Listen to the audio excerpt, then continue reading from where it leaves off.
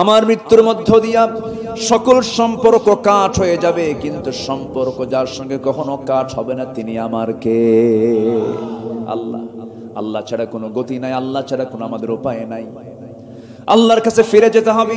আল্লাহ রাব্বুল আলামিন বান্দাকে প্রশ্ন করে বলছেন, এক জায়গায় বলছেন, ইয়া মা'শারাল জিন্নি ওয়াল ইনসি ইন ইসতাতা'তুম আন তানফুযু মিন আকতারিস সামাওয়াতি ওয়াল আরদ ফানফুযু লা তানফুযুনা ইল্লা বিসুলতান। আল্লাহ রাব্বুল আলামিন বলছেন, ও জিনেরা, ও ইনসানেরা, এই দুনিয়া থেকে তোমরা বের হওয়ার হাজারো চেষ্টা করবে, পারবে না। আমার কাছেই তোমাকে ফিরে আসতে হবে। আমি তোমাকে মৃত্যু দেব, আবার তোমাকে জিন্দা করব। জীবন দিয়েছেন তিনি কে? আসতে বলবেন না তিনি কে? কাইফা শব্দ দিয়ে প্রশ্ন করছেন বান্দাকে। একটু মনোযোগ দিয়ে শুনেন, আয়াত একটু বেশি বেশি বললে বরকত বেশি নাজিল হয়। কাইফা তাকফুরুনা বিল্লাহি ওয়া কুনতুম أمواتا فأحياكم ثم يميتكم ثم يحييكم ثم إليه ترجعون। কেমন স্বীকার করো আমাকে বান্দা? তুমি নিষ্প্রাণ ছিলে, আমি তোমাকে প্রাণ দিলাম, আবার তোমাকে আমি মুর্দা করব, আবার তোমাকে জিন্দা করব। আমার কাছেই তোমাকে ফিরে আসতে হবে। পালানোর কোনো সুযোগ তোমাকে দেওয়া হবে না। বিচার করব, আমি করব, তোমাকে রায় দিয়ে দেব। যে কোনো একটা জায়গায় তোমার জন্য বরাদ্দ হয়ে যাবে, জান্নাত পাবে অথবা জাহান্নাম পাবে। সেই জাহান্নাম থেকে বেঁচে বান্দা যদি জান্নাত পায়, এটাই হলো তার বড় সফলতা, এটাই তার কৃতকার্যতা। এই জন্য আমার বন্ধুগণ, জান্নাতের দিকে আমরা হেঁটে হেঁটে যাব না, দৌড়ে দৌড়ে যাব। আসতে কয়, হেঁটে হেঁটে না দৌড়ে দৌড়ে। অলসতা রাখা যাবে না। আল্লাহ রাব্বুল আলামিন বলেন, وسارعوا إلى مغفرة من ربكم وجنة عرضها السماوات والأرض أعدت للمتقين। জোরে বলুন আল্লাহু আকবার। মাগফিরাতের দিকে তোমরা দৌড়াও, আল্লাহর দিকে তোমরা দৌড়াও, জান্নাতের দিকে তোমরা দৌড়াও। অলসতা পরিহার করো, আল্লাহকে চেনার জন্য চেষ্টা করো, কারণ আল্লাহই তোমার সব। আল্লাহ আমার রব, এই রবি আমার সব। বলেন, আল্লাহ আমার রব, এই রবি আমার সব। দমে দমে তনু মনে তারি অনুভব। আল্লাহ আমার রব, এই রবি আমার সব। তোমার মদদ পেলে আমি আর না কিছু চাই, তোমার প্রেমের অনল আমি কি দিয়ে নে ভাই। যার হয়েছ তুমি তার নেই যে পরাভব, নেই যে পরাভব। আল্লাহ আমার রব, এই রবি আমার সব। আল কোরআনের পথ, এই পথই আসল পথ। অন্য পথে অন্য মতে নেই যে রহমত। আল্লাহ আমার রব, এই রবি আমার সব। আল্লাহ কবুল করুন। জোরে বলি আমিন। শেষ করে দেই, চালাবো। শুধু আপনি কিন্তু কথাগুলো শুনছেন না, এই কথাগুলো শোনানোর জন্য আগামীতেও যেন মানুষ শুনতে পারে, তার জন্য প্রযুক্তিও আছে না নাই? আছে। এই যে প্রযুক্তিগুলো আমার দিকে দেখেন না, একদম কিরামুন কাতিমিনের মতো ছায়া আছে, দেখতেছে, আমাকে লক্ষ্য করছে আমি কি বলি। এই কথাগুলো কোটি কোটি মানুষের কাছে আবার পৌঁছেও যাবে। এই জন্য শুধু আমি আপনাকে লক্ষ্য করে কথাগুলো বলছি না, যারা মুসলিম উম্মাহ, বিশেষ করে বাংলা ভাষাভাষী যারা, তাদের কাছে যেন কথাগুলো চলে যায়, এই উদ্দেশ্যে আমি কথা বলি। কারণ এই জায়গায় বসে এই জায়গার হক যদি আদায় না করা হয়, জবাব দিতে হবে কার আদালতে? আসতে বলবে না কার আদালতে? লোক সংখ্যা কম আর বেশি এটা আমরা দেখি না। ইন্নী দাউতু কওমি লাইলা ওয়া নাহারা। নূহ আলাইহিস সালাতু ওয়াস সালাম তিনি দাওয়াত দিয়েছেন শুধু দিনে না দিনে রাতে? দিনে রাতে দাওয়াত দিয়েছেন। ফলাফল কি? 900 বছর দাওয়াত দিয়া বউ কথা শুনে নাই, সন্তানের কথা শুনে নাই। ইসলাম কবুল করছে মাত্র 80 থেকে 90। এতে কি নবীর দাওয়াত কি ব্যর্থ? নবীর দাওয়াত কি ব্যর্থ? আমাদের যে কথা, আমাদের যে দায়িত্ব, এই দায়িত্ব পালন করতে বলেছেন তিনি কে? আল্লাহ তাআলা। আউযু বিল্লাহি মিনাশ শাইতানির রাজীম। বিসমিল্লাহির রহমানির রহিম ইন্নাল্লাহা ওয়া মালাইকাতাহু ইউসাল্লুনা আলান নবী ইয়া أيها الذين آمنوا صلوا عليه وسلموا تسليما اللهم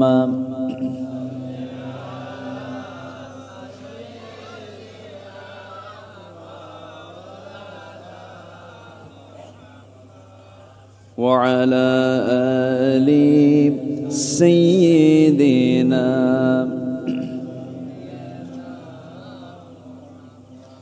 সবাই বলুন বালাগাল উলা বিকামালিহি কাশাফাত তুজা বিজামালিহি হাসনাত জামিউ খিসালিহি صلوا سراج الملة تمهي فخر دو عالم دلبار مولاه شريف الأنبياء نسخا كل أديان دغره بلغ العلا بكماله كشف الدجى بجماله বৃহত্তর যশোর অঞ্চলের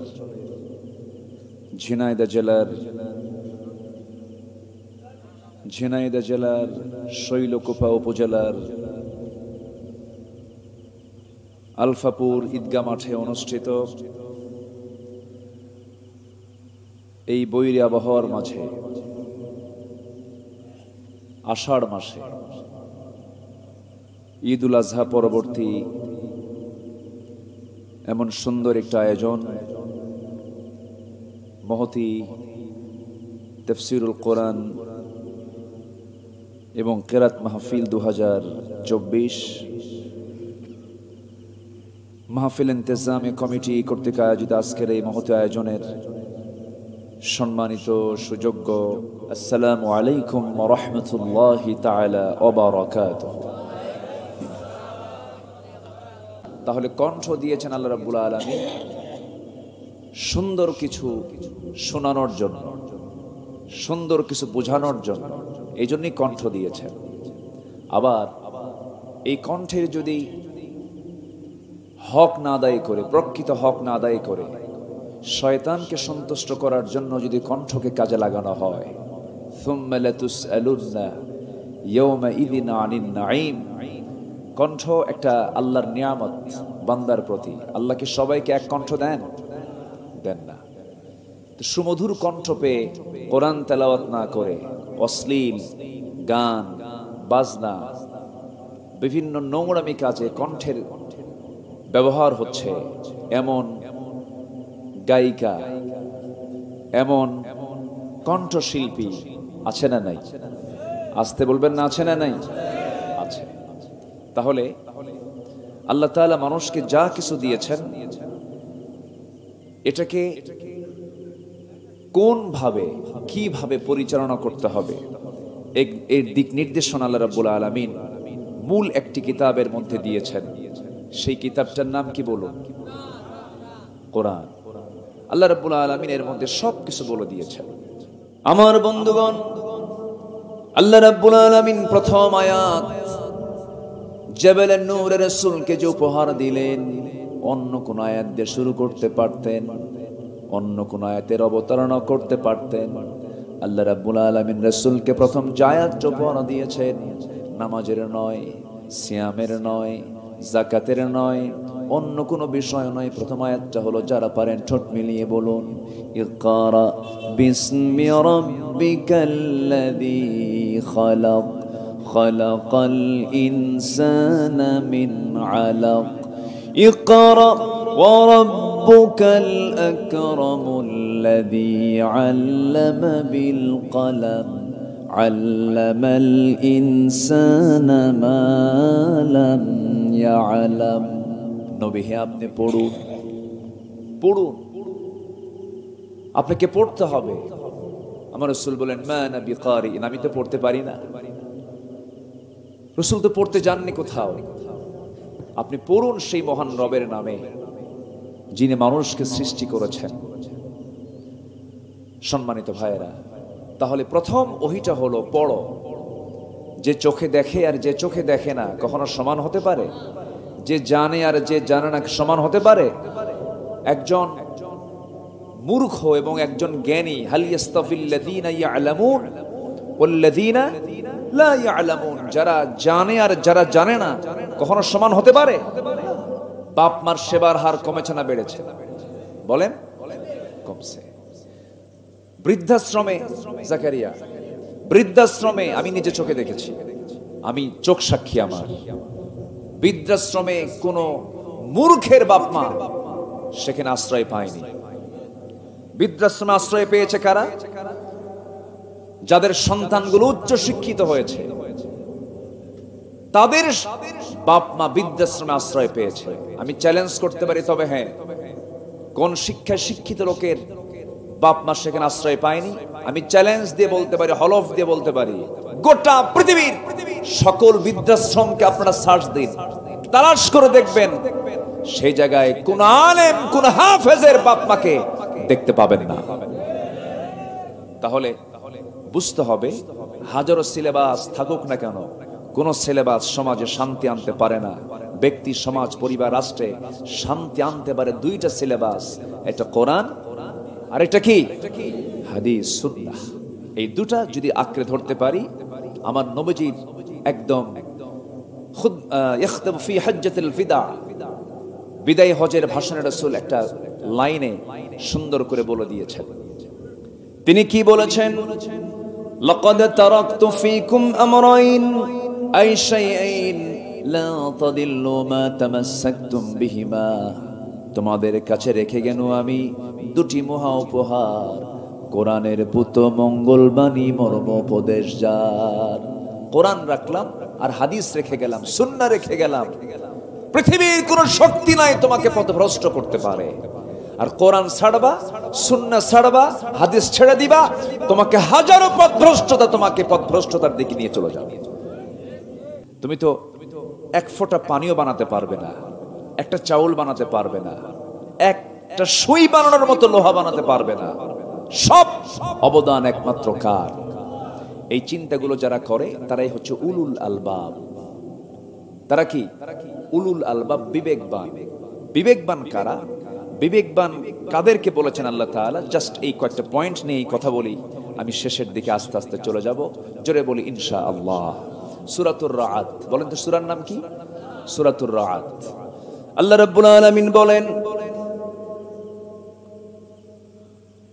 আল্লাহ রাব্বুল আলামিন সুন্দর করে বলছেন, আফামান ইয়ালামু আন্নামা উনজিলা ইলাইকা মির রাব্বিকাল হাক্কু কামান হুয়া আ'মা ইন্নামা ইয়াতাযাক্কারু ইল্লা উলুল আলবাব। জোরে বলুন আল্লাহু আকবার। আয়াত শেষ হয়েছে কিন্তু কথা শেষ হয় নাই। ইন্নামা ইয়াতাযাক্কারু উলুল আলবাবিল্লাযীনা ইউফুনা বিআহদিল্লাহ ওয়ালা ইয়ানকুদুনাল মিসাক। জোরে বলুন আল্লাহু আকবার। আল্লাহ রাব্বুল আলামিন বলছেন, বিবেকবান তো তারাই যাদের মধ্যে 9টা গুণ খুঁজে পাওয়া যাবে, 9টা সিম্পটম যাদের মধ্যে পাওয়া যাবে, তারাই হলো বিবেকবান। উলুল আলবাব তারা যাদের মধ্যে কমন সেন্সটা আছে তাদের মধ্যে 9টা গুণ খুঁজে পাওয়া যাবে। 1 নাম্বার হলো আল্লাযীনা ইউফুনা বিআহদিল্লাহ। 1 নাম্বার হলো যারা আল্লাহর সাথে যে অঙ্গীকার করা হয়েছে, বান্দা যে অঙ্গীকার করে এসেছে এই দুনিয়াতে, এই অঙ্গীকার যারা পূর্ণ করবে তারা হচ্ছে উলুল আলবাব। আমরা আল্লাহর সঙ্গে কি অঙ্গীকার করে এসেছি? কোরআন বলে দিচ্ছে, আমরা যখন রূহের জগতে ছিলাম, রূহের জগতে আমাকে প্রশ্ন করা হয়েছিল, যে প্রশ্নগুলো করা হয়েছে এবং যে উত্তরগুলো আমরা দিয়েছি আমাদের হয়তো এখন দুনিয়াতে মনে নাই, কিন্তু কোরআন যেহেতু মহাসত্য, কোরআন বলে দিচ্ছে প্রত্যেক রূহকে আল্লাহ রাব্বুল আলামিন সেদিন প্রশ্ন করেছেন, আলাস্তু বিরাব্বিকুম, আমি কি তোমার রব নই? সঙ্গে সঙ্গে আমরা বলে ফেলেছি না না হ্যাঁ। কি বলেছি আমরা? না বলেছি না হ্যাঁ বলেছি? হ্যাঁ বলেছি। ক্বালু বালা, হ্যাঁ তুমি আমাদের রব, তুমি আমার রব। এই রুবুবিয়্যতের স্বীকৃতি আমরা রূহের জগতে দিয়ে এসেছি। এখন হয়তো বলবেন হুজুর এ তো আমার মনে নাই, এ তো আমার মনে নাই। এটার জবাব হচ্ছে আমরা যে মার পেটের মধ্যে ছিলাম 9 মাস 10 মাস যে ছিলাম, এটা কি আমাদের মনে আছে? আসতে বলে মনে আছে? আচ্ছা, মনে করা কি সম্ভব? সম্ভব না। মার দুধ পান করেছি কয় বছর? 2 বছর। হাউলাইনি কামিলাইনি, 2 বছর আমরা দুধ পান করেছি। এটা কি বলেন তো, হাত তুলে বলেন তো আমার মনে আছে? এরকম কেউ কি বলতে পারবেন? না। তাহলে দুধ পান করেছি 2 বছর, মনে নাই। মার পেটে ছিলাম 9 মাস 10 মাস, মনে নাই। আমাকে একজন বলে দিয়েছেন এটা তোমার মা হয়, তুমি এই মহিলার পেটে ছিলে, তুমি তার দুধ পান করেছো। আমি কি শুনে বিশ্বাস করেছি না দেখে বিশ্বাস করেছি? বলেন। শুনে বিশ্বাস করে নিয়েছি, এটা আমার মা, আমি এই মার দুধ পান করেছি। আমরা অনেক কিছুই চোখে দেখি না, আমরা শুনেই বিশ্বাস করি, অনুভবে বিশ্বাস করি। যেরকম আমি কথা বলছি, আপনার কানে যাচ্ছে আওয়াজ, মোবাইলে রিং আসে, জাকারিয়া আমাকে ফোন দিল, আমার ফোনে রিং বাজলো, মাঝখানে কোনো তার কিছুই নাই, দেখা যাচ্ছে না, বিশ্বাস করি কি করি না? অর্থাৎ ইথারকে বিশ্বাস করি, মধ্যাকর্ষণ শক্তিকে বিশ্বাস করি, এরপরে বাতাসকে বিশ্বাস করি। আমার আল্লাহর বহু সৃষ্টি আছে অদৃশ্য, যা দেখতে পাচ্ছি না, বিশ্বাস করছি। আল্লাহর সৃষ্টি চোখের সামনে আমরা দেখতে পাচ্ছি না, বিশ্বাস করে নিচ্ছি। ঠিক তেমনি আল্লাহ তাআলাকে আমরা এই দুনিয়াতে দেখে বিশ্বাস করব না, না দেখে বিশ্বাস করব? না দেখে বিশ্বাস করব। এবং আল্লাহ তাআলা কোরআনে বলে দিচ্ছেন, আমি তোর কাছ থেকে স্বীকৃতি নিয়েছি, আলাস্তু বিরাব্বিকুম, ক্বালু বালা, হ্যাঁ তুমি আমার রব। আমি সেদিন সে স্বীকৃতি দিয়ে এসেছি, এতে কোনো সন্দেহ নাই। আল্লাহ বলছেন এই অঙ্গীকারকে যারা পূর্ণ করবে তারা হচ্ছে বিবেকবান বান্দা। মানে কি? যে বান্দা আল্লাহকে খুঁজে পাবে সেই হচ্ছে বিবেকবান। সবার আগে আমরা খুঁজে বের করব আমার রব, যিনি আমাকে কখনো ভুলবেন না, যিনি আমাকে কখনো ছেড়ে যাবেন না। তিনি আমার কে? আসতে বলবেন না, তিনি আমার কে? আল্লাহ তাআলা। আমার ভাইরা, নাম্বার 1, আল্লাহর সাথে যে আমরা অঙ্গীকারটা দিয়ে এসেছিলাম, সে অঙ্গীকারের বাস্তবায়ন যে বান্দা দুনিয়াতে করবে তারাই হচ্ছে বিবেকবান বান্দা। নাম্বার 2 হলো ওয়ালা ইয়ানকুদুনাল মিসাক, যারা এই জাগতিক জীবনেও যারা প্রতিশ্রুতিকে যারা ভঙ্গ করবে না, ওয়াদা যারা ভঙ্গ করবে না, ওয়াদা ভঙ্গ যারা করবে না, আল্লাহ রাব্বুল আলামিন তাদেরকে মুমিন বলে সম্বোধন করেছেন, ইমানদার বলে সম্বোধন করেছেন। আর যারা ওয়াদা ভঙ্গ করবে তাদেরকে কি বলেছেন? অস্ত সবাই পারেন দেখি, মাশাআল্লাহ, বলি আলহামদুলিল্লাহ। যারা ওয়াদা ভঙ্গ করে তারা কি? এটা কি হুজুরের ভাষা না আল্লাহর ভাষা? আমার কথায়, আলেমদের কথায় না আল্লাহর কথায়? তাহলে ওয়াদা ভঙ্গকারী কি? আচ্ছা, এই দেশে কারা বেশি ওয়াদা ভঙ্গ করে? মুনাফিক তো আছে। ধরেন এই সমাজে, এই দেশে, এই রাষ্ট্রে ওয়াদা ভঙ্গ করার দিক থেকে কোন শ্রেণীর লোকগুলো বেশি বলেন তো? হ্যাঁ, ও আচ্ছা, যাক, ভালোই তো বোঝেন আপনারা দেখি, আলহামদুলিল্লাহ, ভালো। আচ্ছা, মিথ্যা কথা বেশি বলে কারা? মিথ্যা কথা, হ্যাঁ, আচ্ছা। তাহলে মিথ্যা কথা বেশি বলে যারা, ওয়াদা ভঙ্গ করে যারা, এগুলো কার লক্ষণ? বলেন তো, বলেন তো, বলেন তো। এবং সারতে না পারলে শুধু বাজে কথা বলে, গালি দেয়, গালিগালাজ দেয়, এই শ্রেণীও কারা? তাহলে ইদা ওয়াদা আখলাফা, ওয়াইদা তুমিনা খান, আমানত, একটা আমানত। এই আমানতের খেয়ানত করে কারা বেশি বলেন? ওরাই না, সবই ওরাই। তাহলে আমরা কি? আমরা তাদেরকে সুযোগ করে দেই। ওরা মিথ্যা বলে, সুযোগ করে দেই। ওরা ওয়াদা ভঙ্গ করে, সুযোগ করে দেই। ওরা আমানতের খেয়ানত করে, আমরা সুযোগ করে দেই। আমাদের দোষে কোনো অংশে কম নয়। কথা কি বুঝতেছেন? আমার রাসূল একদিন বলে ফেললেন, জালিমকে সাহায্য করো। সাহাবীরা বলছেন, ইয়া রাসূলুল্লাহ, জালিমকে কেমনে সাহায্য করব? সে যেন জুলুম না করতে পারে, সে যেন জুলুম করতে না পারে। জালিম জুলুম করবে, এই জুলুম করতে দেওয়া যাবে না। কষ্ট পাচ্ছেন নাকি আপনারা? আমার কথার মধ্যে একটু রসকস কম, আমি তো নাচানাচি করতে পারি না। একটা গরু উঠছিল এবছর ঈদুল আজহায়, গরুর নাম দিয়েছিল তাহেরি। জানেন না আপনারা? তাও কিন্তু এই এলাকায়, কিন্তু এই পাশাপাশি চুয়াডাঙ্গার আলমডাঙ্গার এক হাটে এক বাচ্চারে গরু তুলছে। বলা হলো, গরুর নাম কি? কেবল তাহেরি। কেন এই নাম রাখছো কেন? খুব লাফালাফি করে তো, খুব বদমাইশ, ওর কাছেই যাওয়া যায় না, খুব লাফায়। এটা কিন্তু আনন্দের কোনো কথা নয়, এখানে একটা চিন্তা আছে। কিন্তু মাথায় টুপি আছে, পাগড়ি আছে, মুখে দাড়ি আছে, একজন আলেম, তার নামে একটা পশুর নামকরণ করা হচ্ছে। অন্তত যে ব্যক্তির নামেও এটাকে কি বলা হয়, উল্লেখ করা হয়েছে, অন্তত তার এখান থেকে শিক্ষা নেওয়া উচিত, শিক্ষা নেওয়া উচিত, বোঝা উচিত। সম্মানিত ভাইয়েরা, সম্মানিত বন্ধুগণ, কথা তো অনেক, কথার তো কোনো থা থাকে না, কথার কোনো শেষ থাকে না, অনেক কথাই সামনে জমা পড়ে আছে। তাহলে আমরা কি বিবেকহীন হতে চাই না বিবেকবান হতে চাই? বিবেকবান হলে আমরা আগে কার ওয়াদা পূর্ণ করব? বলেন কার ওয়াদা? আজান শুনলেই কোথায় যাব? বলেন আজান শুনলে কোথায় যাব? যে ফজরে যায় না সে মুনাফিক। কথা বোঝেন নাই? মুনাফিক জোহরে যায়, মুনাফিক আসরে যায়, মুনাফিক মাগরিবে যায়। কেন জানেন? প্রথম কাতারে যায়, এদিক সেদিক তাকায় আর বলে, দেখো আমি নামাজ পড়তে আসছে, ভোটটা দিও। বোঝেন নাই? যায়, কিন্তু ওরা ফজরে যায় না। ঠিক কিনা বলেন? ফজরে যায় না। যদি কোনো বান্দা মুনাফিকের কাতার থেকে নিজের নামকে যদি মুছে দিতে চায়, সে যেন ফজর নামাজটা রেগুলার করে। কারণ ফজরের সময়ের একটু আগ দিয়ে সহিহ হাদিসের বর্ণনা, শয়তান প্রত্যেক বান্দার শিয়রে এসে বসে যায়। প্রত্যেক বান্দার কাছে এসে তিনটা গিট মেরে দেয়। গিট মারা পর্যন্ত, গিট কি বলে এলাকায়, কি বলে?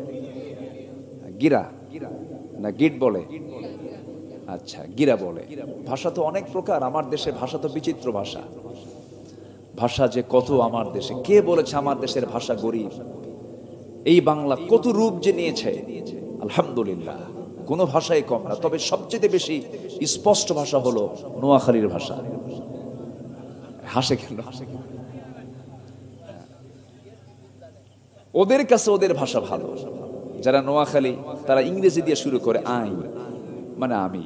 ইংরেজিতে আমির ইংরেজি কি? আই। কম কথা না তো, তারা বাংলা কি ইংরেজি বানায় ফেলছে। এটা তো বিশাল, এরকম সুবহানাল্লাহ কইছে একজন। আচ্ছা, তো এই হচ্ছে আমার দেশের ভাষা। ভাষার তো শেষ নাই, তবে ভাষার রূপকার হচ্ছেন আপনারা।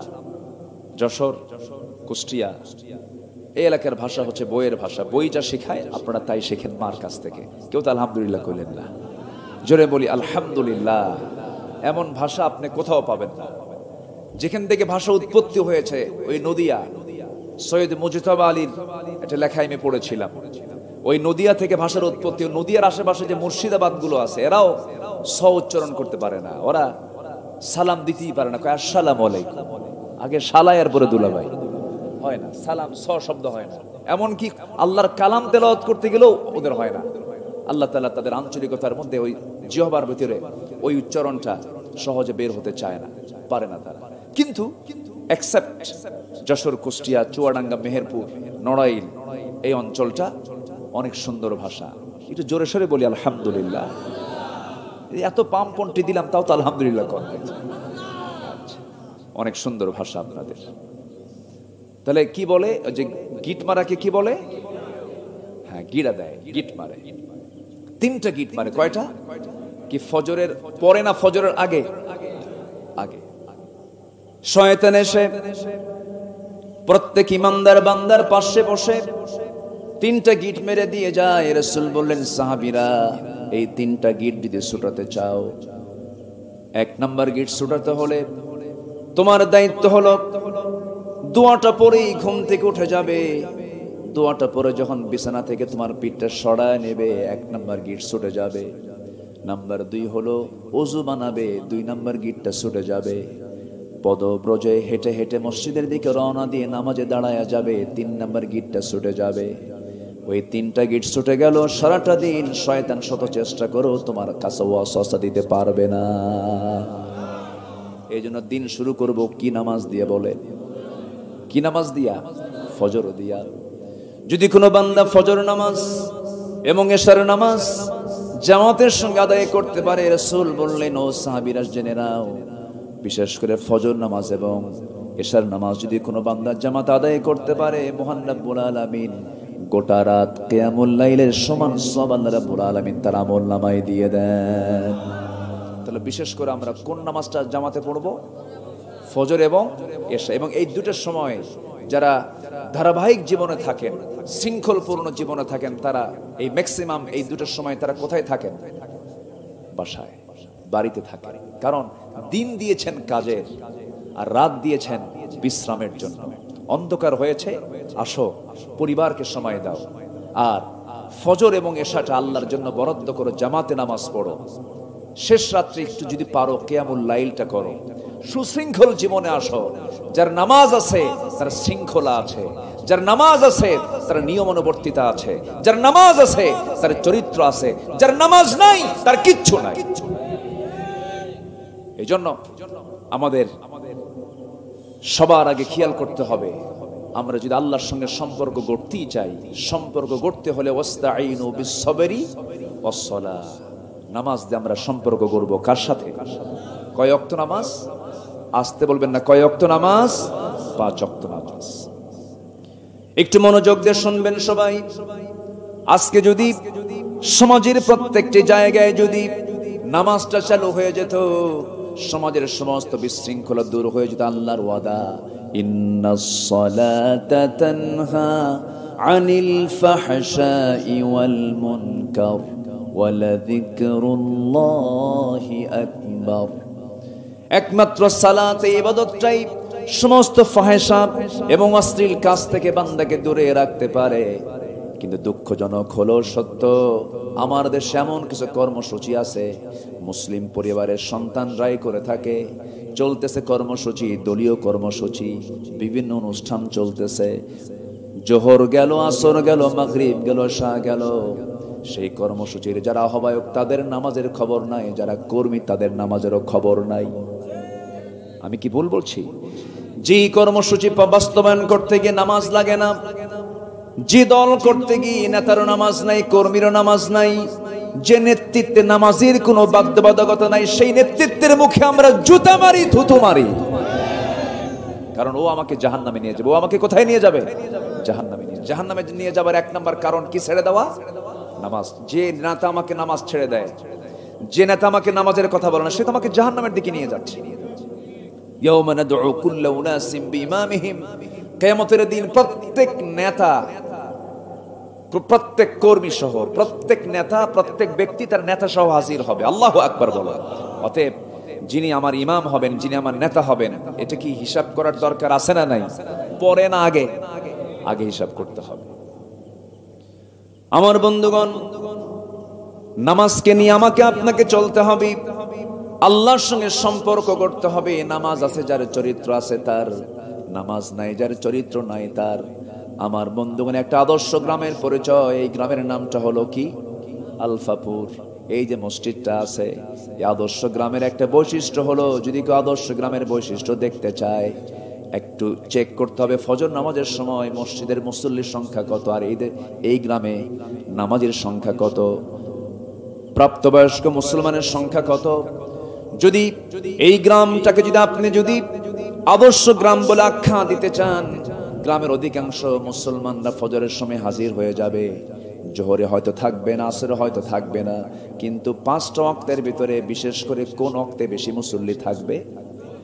কোন ওয়াক্তে বলেন? আজকে শুধু আলফাপুর নয়, গোটা দেশের সমস্ত গ্রামকে আপনি সার্চ দিয়ে দেখেন, বলুন তো আমার দেশে এখন মসজিদের সংখ্যা বেশি না মুসল্লির সংখ্যা বেশি? বলেন, মসজিদের সংখ্যা বেশি। একটা গ্রামের ভিতরে 3টা মসজিদ, গ্রামের এক মাথায় একটা, আরেক মাথায় আরেকটা, মাঝখানে আরেকজন কয় আমি এখানে আরেকটা খাড়া করলাম, কিন্তু মুসল্লি নাই। তাহলে মসজিদ দরকার না মুসল্লি দরকার? আসেন দোয়া করে দিই নাকি? ওঠেন কেন, বসেন। হ্যাঁ বলবো, একটু বসেন। ঠান্ডা পড়ছে? কই ঠান্ডা পড়ছে? একটু গরম গরম হচ্ছে। আমি তো বুঝতেছি আপনাদের খুব কষ্ট হচ্ছে, ঘরমাক্ত দেহ নিয়ে আপনারা কথাগুলো শুনছেন।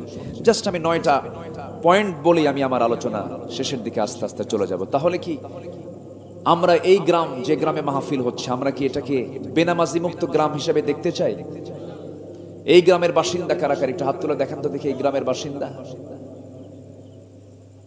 আচ্ছা, বাকিগুলো কোথায় সব?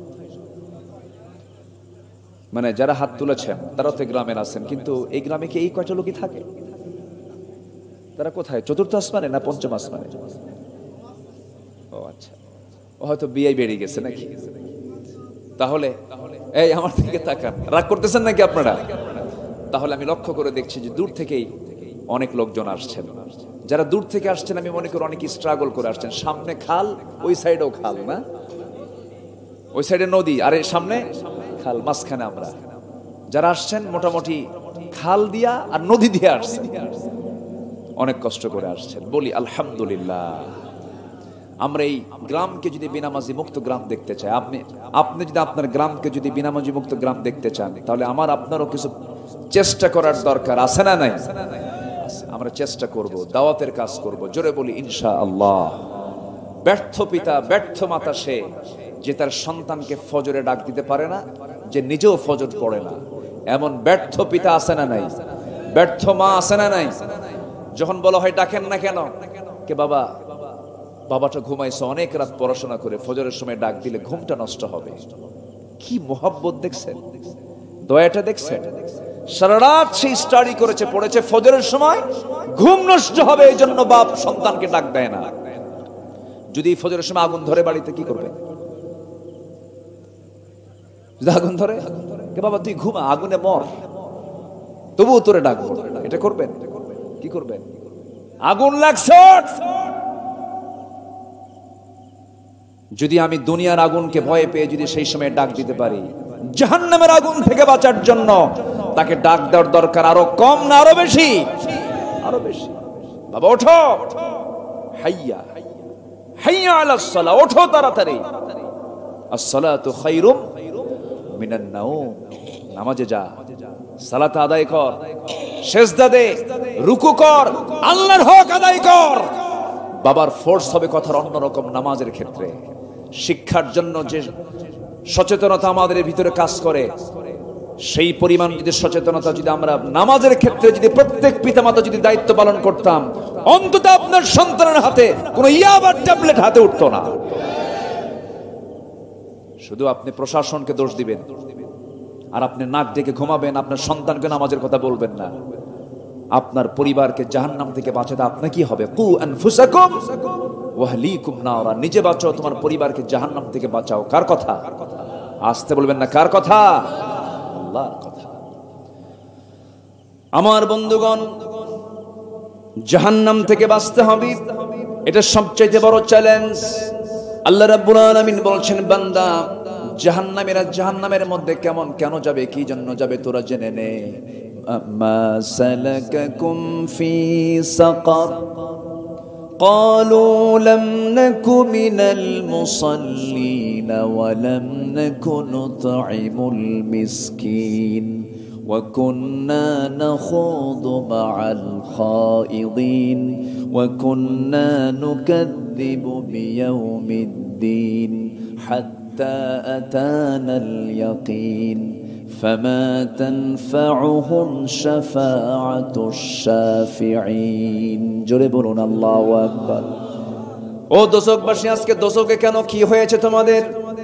দোজখবাসী বলবে আমরা 4টা কাজ করে আসি নাই, ফজর শুনেছি, নামাজে যাই নাই, নামাজটাকে ছেড়ে দিয়েছি, বান্দার হক নষ্ট করেছি, সমালোচনাকারীদের সঙ্গে সমালোচনা করেছি, বিচার দিবসকে অস্বীকার করেছি, এই জন্য আজকে আমরা জাহান্নামে। আল্লাহ রাব্বুল আলামিন আরেক জায়গায় বলছেন فخلف من بعدهم خلف أضاعوا الصلاة واتبعوا الشهوات فسوف يلقون غيا জোরে বলুন আল্লাহু আকবার। সূরা মারইয়াম, ওইদিকে সূরা মুদ্দাসসির আল্লাহ রাব্বুল আলামিন সুন্দর করে বলে দিচ্ছেন, শোনো বান্দারা, আমি ওই সমস্ত বান্দাগুলোকে শুধু জাহান্নাম দেব না, জাহান্নামের গর্তের মধ্যে ঢুকায় দেব যে সমস্ত বান্দাগুলো নামাজকে নষ্ট করেছে, নামাজ যারা ভঙ্গ করেছে, নামাজকে যারা অকার্যকর করেছে, আবার নামাজে দাঁড়াইছে, নামাজের হক আদায় করে নাই। আল্লাহ রাব্বুল আলামিন বলছেন আমি শুধু জাহান্নাম দেব না, জাহান্নামের গর্ত, গাইয়া নামক গর্ত, গাই নামক গর্তের মধ্যে আমি তাকে ঢুকায়া ছাড়বো।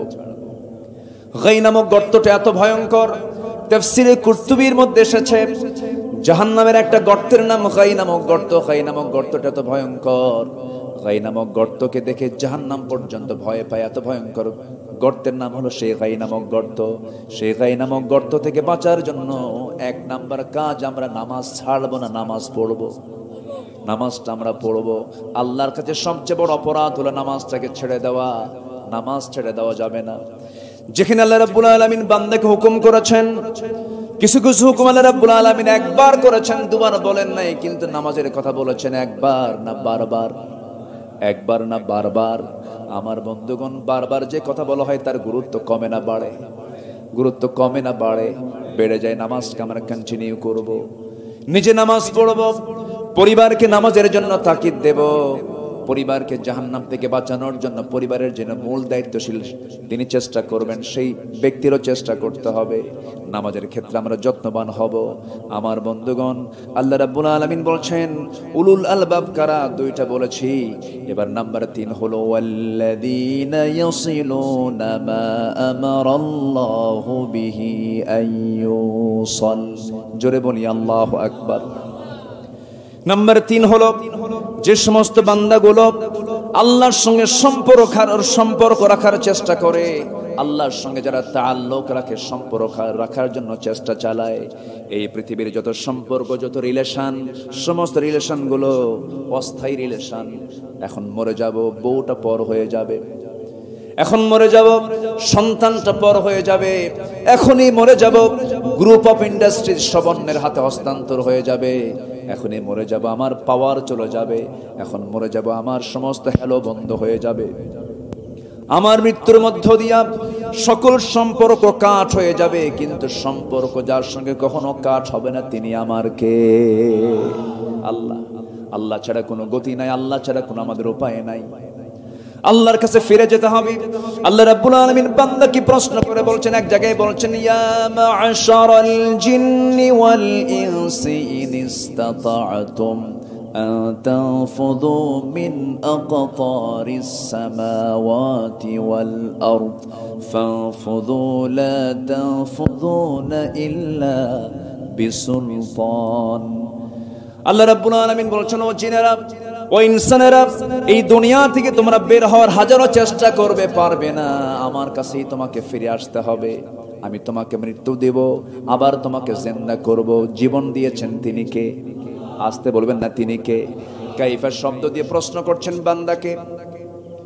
একটু মনোযোগ দিয়ে শুনেন, আয়াত একটু বেশি বেশি বললে বরকত বেশি নাজিল হয়।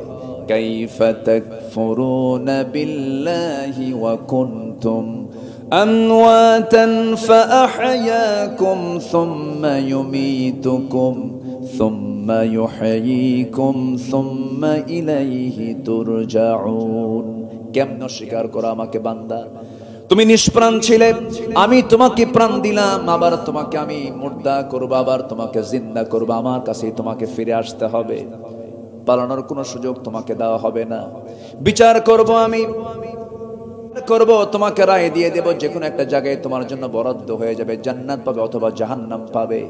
সেই জাহান্নাম থেকে বেঁচে বান্দা যদি জান্নাত পায়, এটাই হলো তার বড় সফলতা, এটাই তার কৃতকার্যতা। এই জন্য আমার বন্ধুগণ, জান্নাতের দিকে আমরা হেঁটে হেঁটে যাব না, দৌড়ে দৌড়ে যাব। আস্তে কয়, হেঁটে হেঁটে না দৌড়ে দৌড়ে। অলসতা রাখা যাবে না। আল্লাহ রাব্বুল আলামিন বলেন, وسارعوا إلى مغفرة من ربكم وجنة عرضها السماوات والأرض وعدت للمتقين। জোরে বলুন আল্লাহু আকবার।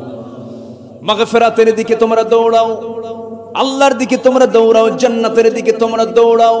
অলসতা পরিহার করো, আল্লাহকে চেনার জন্য চেষ্টা করো, কারণ আল্লাহই তোমার সব। আল্লাহ আমার রব, এই রবি আমার সব। বলেন, আল্লাহ আমার রব, এই রবি আমার সব। দমে দমে তনু মনে তারি অনুভব। আল্লাহ আমার রব, এই রবি আমার সব। তোমার মদদ পেলে আমি আর না কিছু চাই, তোমার প্রেমের অনল আমি কি দিয়ে নে ভাই। যার হয়েছ তুমি তার নেই যে পরাভব, নেই যে পরাভব। আল্লাহ আমার রব, এই রবি আমার সব। আল কোরআনের পথ, এই পথই আসল পথ।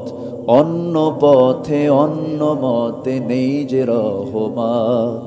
আল্লাহ আমার রব, এই রবি আমার সব। আল্লাহ কবুল করুন। জোরে বলি আমিন।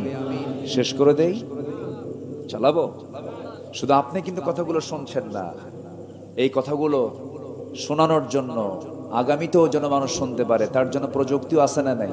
আছে। এই যে প্রযুক্তিগুলো আমার দিকে দেখেন না, একদম কিরামুন কাতিবিনের মতো ছায়া আছে, দেখতেছে, আমাকে লক্ষ্য করছে আমি কি বলি। এই কথাগুলো কোটি কোটি মানুষের কাছে আবার পৌঁছেও যাবে। এই জন্য শুধু আমি আপনাকে লক্ষ্য করে কথাগুলো বলছি না, যারা মুসলিম উম্মাহ, বিশেষ করে বাংলা ভাষাভাষী যারা, তাদের কাছে যেন কথাগুলো চলে যায়, এই উদ্দেশ্যে আমি কথা বলি। কারণ এই জায়গায় বসে এই জায়গার হক যদি আদায় না করা হয়, জবাব দিতে হবে কার আদালতে? আসতে বলবে না, কার আদালতে? লোক সংখ্যা কম আর বেশি এটা আমরা দেখি না। ইন্নী দাউতু কওমি লাইলা ওয়া নাহারা। নূহ আলাইহিস সালাতু ওয়াস সালাম তিনি দাওয়াত দিয়েছেন শুধু দিনে না দিনে রাতে? দিনে রাতে দাওয়াত দিয়েছেন। ফলাফল কি? 900 বছর দাওয়াত দিয়া বউ কথা শুনে নাই, সন্তানের কথা শুনে নাই। ইসলাম কবুল করছে মাত্র 80 থেকে 90। এতে কি নবীর দাওয়াতকে ব্যর্থ? নবীর দাওয়াতকে ব্যর্থ? আমাদের যে কথা, আমাদের যে দায়িত্ব, এই দায়িত্ব পালন করতে বলেছেন তিনি কে? আল্লাহ তাআলা। সম্মানিত ভাই, তাহলে নাম্বার 3 হচ্ছে আমরা সম্পর্ক গড়ব কার সাথে? আল্লাহর সাথে। আচ্ছা, সম্পর্ক গড়ব আমরা অস্থায়ী না স্থায়ী? পৃথিবীতে যে সম্পর্ক গড়ার জন্য আমরা চেষ্টা চালাচ্ছি, একটা ছাগল কেনা লাগে 15 লক্ষ টাকা দিয়ে, তাই না? হ্যাঁ, একটা গরু কিনতে হয় 70 লাখ টাকা দিয়ে। মোট কত হলো? 70 আর 15 কত হয়? 85 লক্ষ টাকা। যে কিনছে তার বয়স মাত্র 14 থেকে 15 বছর, তাই না? তো এটা কে কিনলো? যখন খুঁজে যখন বের করছে যে এটা এই ছেলেটার বাপকে, বাপ কয় এটা আমার ছেলেই না। এই কথা কি বুঝতেছেন? এই আমার কি ছেলেই না। সম্মানিত ভাইরা, যদি দুনিয়াতেই যদি দুনিয়ার আদালতকে ভয় পেয়ে যদি বাপ যদি ছেলেকে অস্বীকার করে, কিয়ামতের দিন সবার সামনে আসে না নাই? ইয়াউমা ইয়াফিরুল মারউ মিন আখিহি ওয়া উম্মিহি ওয়া আবি ওয়া সাহিবাতিহি ওয়া বানি। কেউ আপন হবে না, বাবা না, ভাই না, মা না, বোন না, আত্মীয় না, কেউ না। সবাই সবাই থেকে পালাবে। এমন কি প্রসব বেদনা সহ্যকারিণী মা পর্যন্ত বলবে আমার পৃথিবীতে কোনো সন্তানই ছিল না। এত কঠিন দিন সবার সামনে, মনে হয় নাই? আসতে বলবেন না, আছে না নাই? সেই দিন কাজে লাগবে কার সম্পর্ক? আল্লাহর সম্পর্ক। আল্লাহর সঙ্গে সম্পর্ক কাজে লাগবে। আমার আল্লাহ বলছেন, বান্দার আমি তোকে মাফ করতে চাই, তুই আমার কাছে মাফ চাবি, তুই আমার কাছে ডাকবি, আমাকে বলবি। পৃথিবীর মানুষকে একবারের জায়গায় দুবার ডাকলে পরে মানুষ বিরক্ত হয়ে যায়। খেপে যায়, রেগে যায়, বারবার নাম ধরে ডাকবেন স্যার স্যার স্যার, খেপে যাবে। হুজুর হুজুর বারবার বলবেন, খেপে যাবে। মা মা বলে বারবার ডাকবেন, মা পর্যন্ত খেপে যাবে। কিন্তু আল্লাহ বলছেন, বান্দারে তুই আমাকে যতবার ডাকবি, আমাকে যতবার ডাকবি, আমার দিকে 1 হাত আগাবি, আমি তোর দিকে 10 হাত আগাবো। তুই আমার দিকে হেঁটে হেঁটে আসবি, আমি তোর দিকে আমি দৌড়ায় দৌড়ায় যাব। যখন কোনো বান্দা ওযু বানায়, আল্লাহ বান্দাকে মাফ করার জন্য তিনি বলছেন, বান্দারে হাত ধৌত করবি, হাতের সগীরা গুনাহগুলো মাফ হয়ে যাবে। মুখমণ্ডল ধৌত করবি, মুখের সগীরা গুনাহগুলো মাফ হয়ে যাবে। মাথা মাসে করবি, মাথার সগীরা গুনাহগুলো মাফ হয়ে যাবে। 2 পা ধৌত করবি, 2 পায়ের সগীরা গুনাহগুলো মাফ হয়ে যাবে। বান্দা যখন একটা করে কদম ফেলে, 10টা করে নেকি তার আমলনামায় লেখা শুরু হয়ে যায়। বান্দা যখন নামাজে দাঁড়ায়, আল্লাহ সেই বান্দার সামনে দাঁড়ায় যান। জোরে কোন সুবহানাল্লাহ।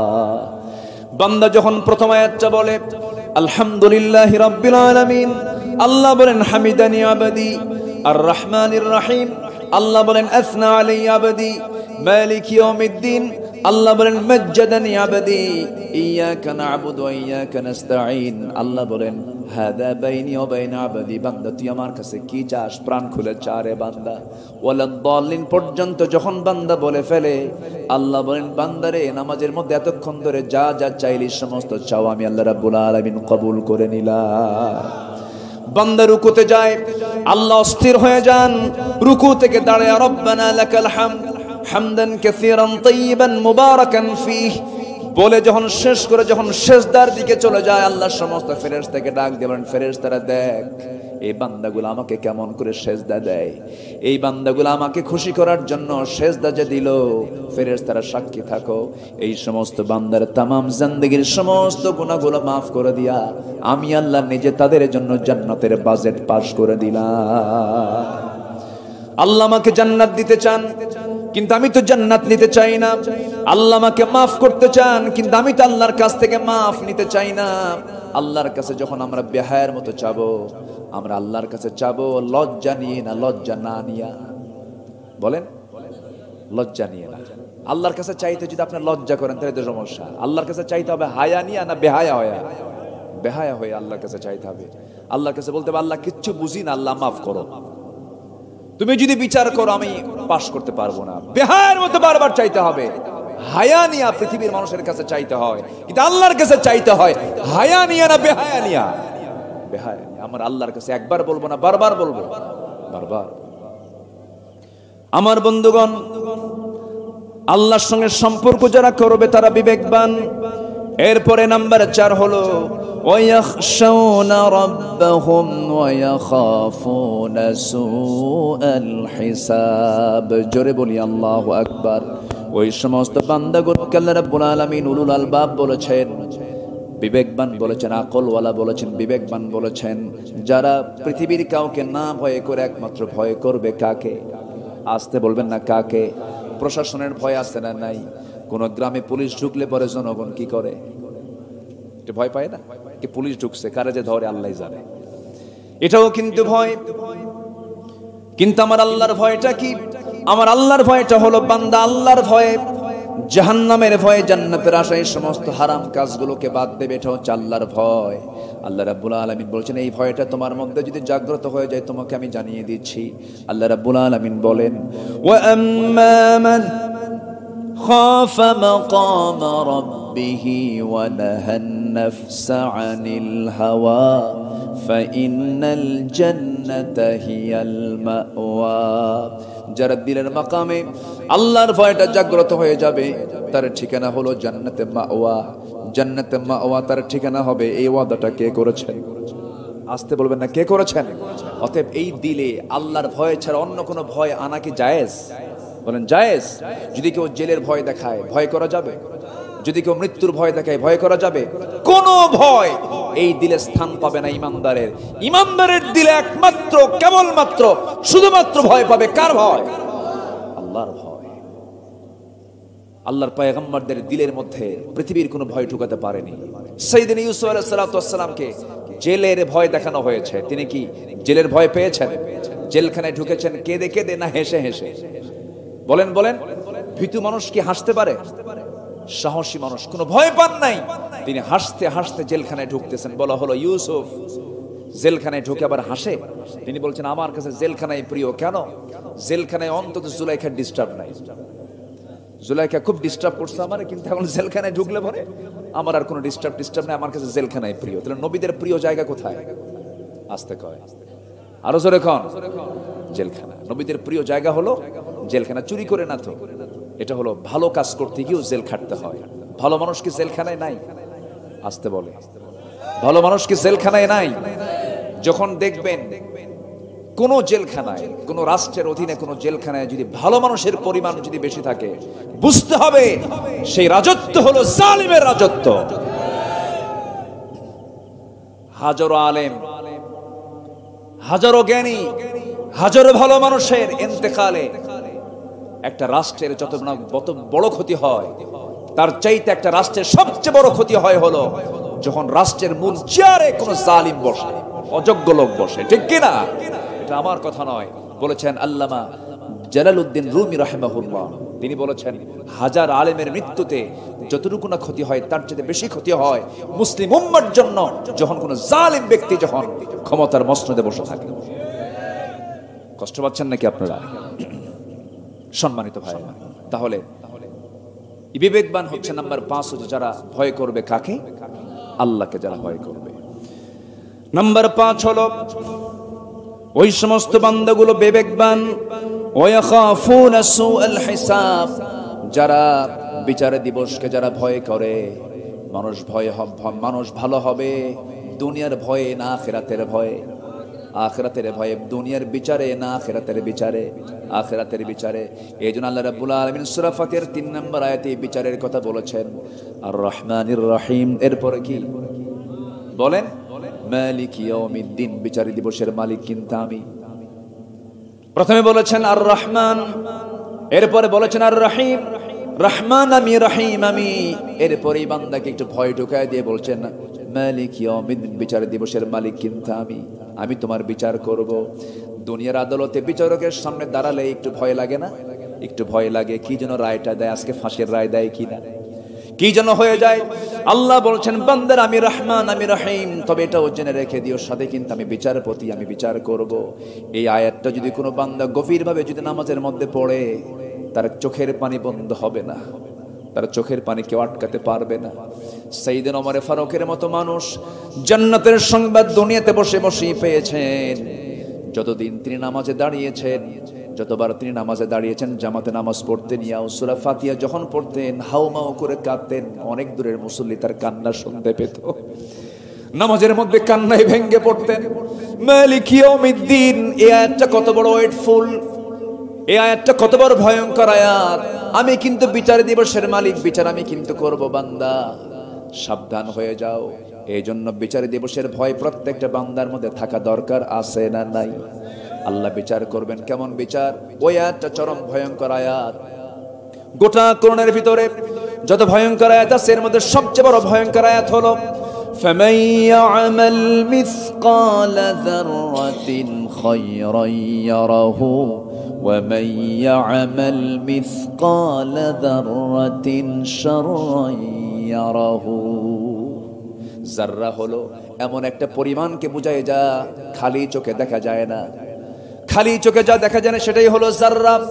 যে বান্দা দুনিয়ার জিন্দেগিতে যাররা পরিমাণ ভালো কাজ করেছে তা সেদিন সে দেখতে পাবে, আবার যাররা পরিমাণ খারাপ কাজ করেছে তাও সেদিন সে দেখতে পাবে।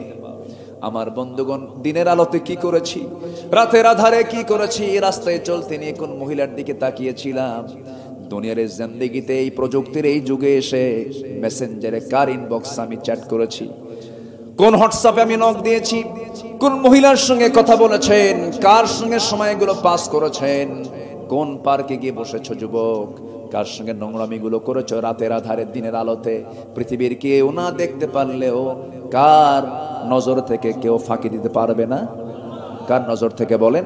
আল্লাহর নজর থেকে। আল্লাহ বলছেন বান্দারে শুধু আমি দিনে রাতেই দেখি না, বরঞ্চ তোমার অন্তরে তুমি কি দানা বেঁধেছো, তোমার অন্তরের খবরটা আমি আল্লাহ জানি। মা তুখফিস সুদূর, তোমার অন্তরে তুমি যা গোপন করেছো সব আমি আল্লাহ জেনে যাই। এই জন্য দিনের আলো হোক রাতের আধারে হোক, আমি যখন চলতে যাব রাজ সাক্ষী বানাবো কাকে? আসতে বলবেন না, কাকে? আল্লাহকে। আল্লাহ রাব্বুল আলামিন বলছেন বিচার দিবসকে তুমি ভয় করো।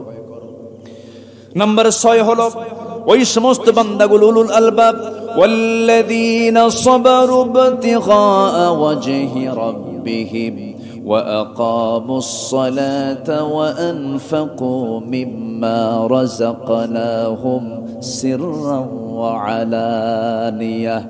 নাম্বার 7 হলো ওই সমস্ত বান্দাগুলো যারা ধৈর্যের পরিচয় দেবে। কার সন্তুষ্টির জন্য? আল্লাহর সন্তুষ্টির জন্য। ধৈর্যটা কি? ধৈর্যের ব্যাখ্যা যদি দিতে যাই 2 থেকে 3 ঘন্টা লেগে যাবে।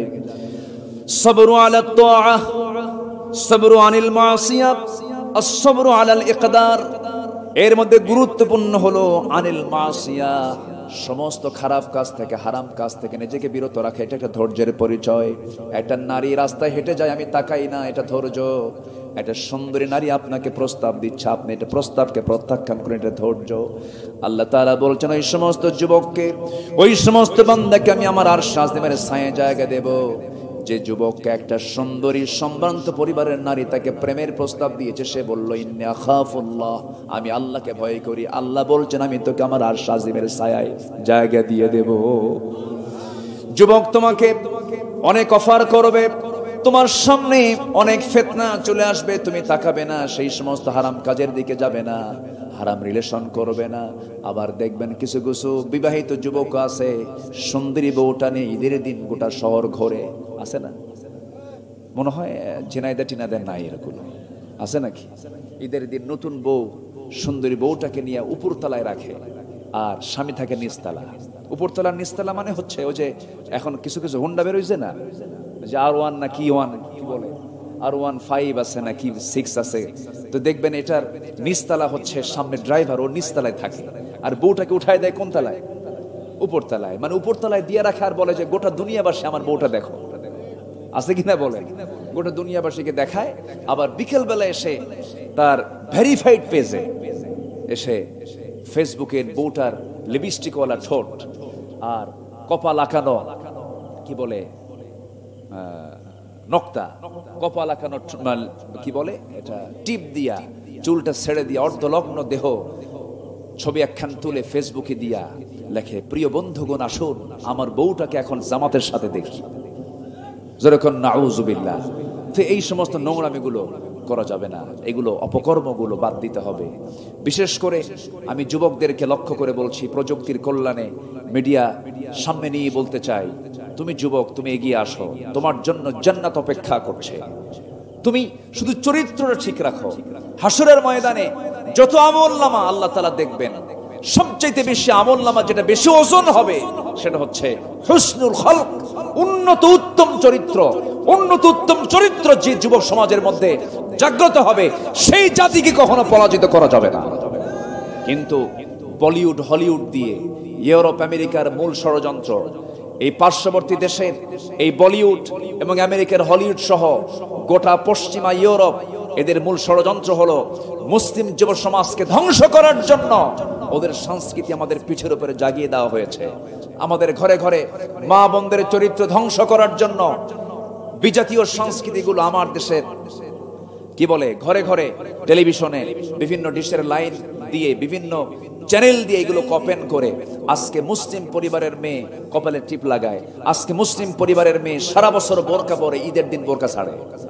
আমি কি ভুল বলছি? ঈদের দিন মনে হয় ফেরেশতা কোনো গুনাহ লিখবে না, ঈদ উপলক্ষে নাকি? আমি কি ভুল বললাম না?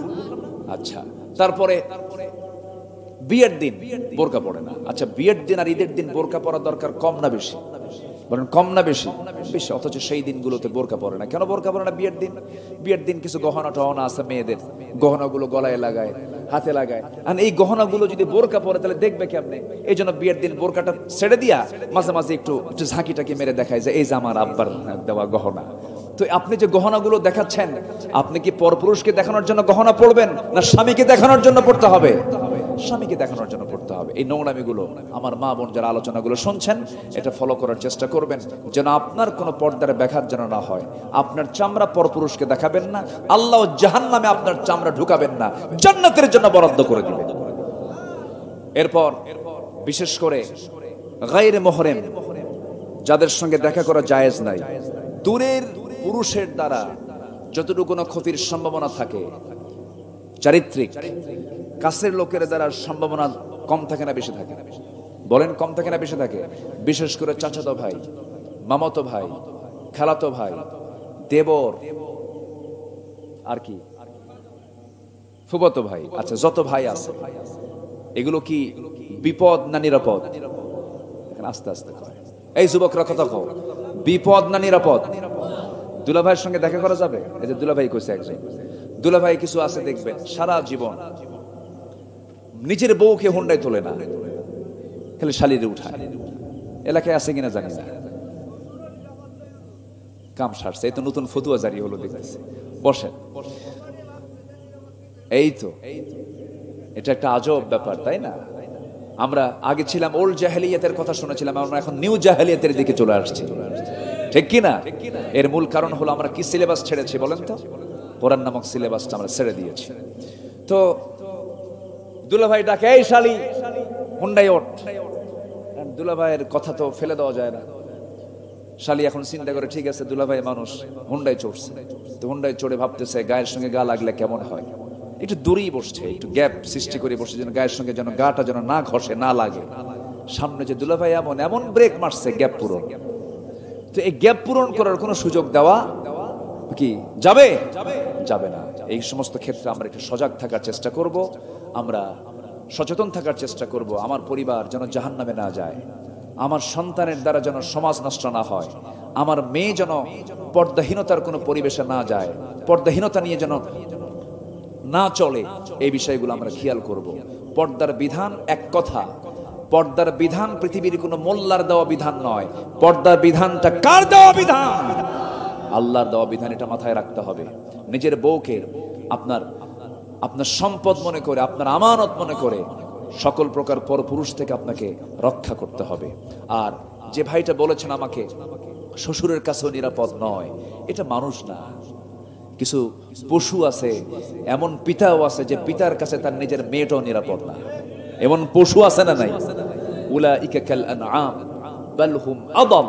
আল্লাহ তাআলা নিজেও বলছেন এরা হলো চতুষ্পদ জন্তু, তার চেয়েও যখন। এরকম কিছু লোক আছে, এর মধ্যে থাকারও কিছু কারণ আছে। কারণ মানুষ পশুত্ব কখন মানুষের মধ্যে আসে? যখন তার মধ্যে ইলমে দ্বীনটা না থাকে, একটা বিষয়।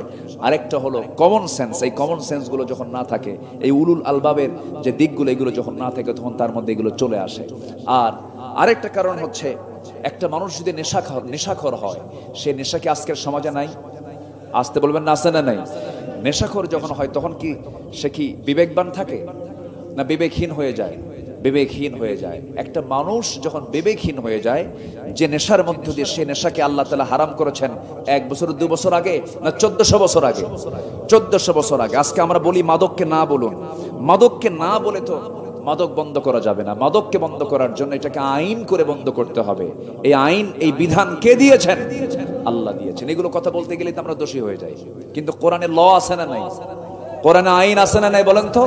আছে, পর্দার বিধান আছে। তারপরে এই যে মাদক, যেটা ইন্নামাল খামরু ওয়াল মাইসিরু ওয়াল আনসাবু রিজসুম মিন আমালিশ শাইতান, এই মদ জুয়া এগুলো সব শয়তানের কাজ। এটা কার কথা বলতে? এটা কার কথা বলেন তো? আল্লাহর। ফাজতানিবু, এগুলো থেকে তোমরা দূরে থাকো।